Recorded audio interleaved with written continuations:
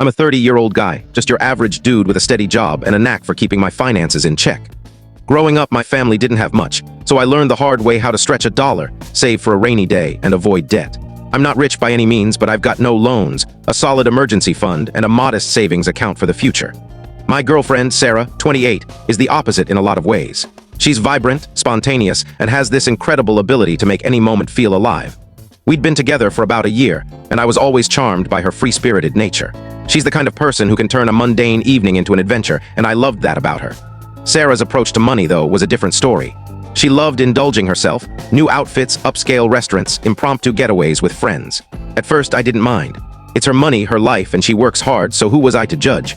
I'm not the type to micromanage someone else's spending habits. But over time, I started noticing little comments she'd drop.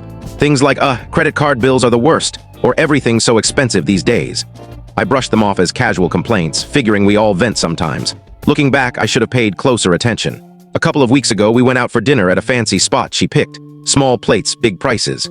I didn't mind splurging since we hadn't gone out in a while, and I wanted her to have a good time. Somewhere between her second drink and the dessert menu, she dropped a bombshell. "If you really loved me," she said, "you'd help me clear my credit card debt." I chuckled, thinking it was a joke. Her tone was light, almost teasing, so I played along, saying something like, "Nice one, but I'm not falling for that." I went back to scanning the menu, but she wasn't smiling. She gave me a strange look and said, "No, I mean it, would you?" I froze, unsure how to respond. It felt like a setup. I mumbled something about it being a huge request, and she just shrugged and said, "Forget it, I was just seeing what you'd say." Seeing what I'd say. For what? I wanted to press her, but her tone made me drop it. The rest of the night went fine, and I convinced myself I was overreacting. Maybe it was the wine talking, right? But a few days later, we were chilling at her place, watching a movie, when she brought it up again, stone cold sober.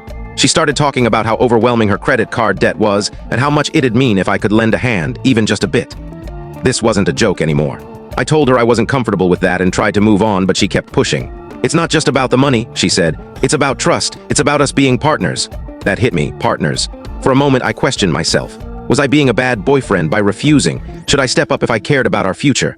But then I remembered something my dad used to say. Love isn't about buying someone's problems away. It's about building something real together. And honestly, I didn't feel like we were building anything. It felt like I was being pressured into something I didn't sign up for. When I asked how much debt she had, she got cagey. "It's not a big deal," she said, waving her hand. "I'm handling it just slowly." When I pressed for a number, she dodged, saying, "Why do you need to know? You're either with me or you're not." That set off alarm bells. I'd always seen her as carefree, maybe a little reckless, but this felt different, almost calculated. Still, I let it go, hoping it'd fizzle out. But it didn't. This is just a short part of the story. For the full story, click the link below and watch it on our channel. And don't forget to subscribe, like, and share, so you never miss the amazing stories we upload next.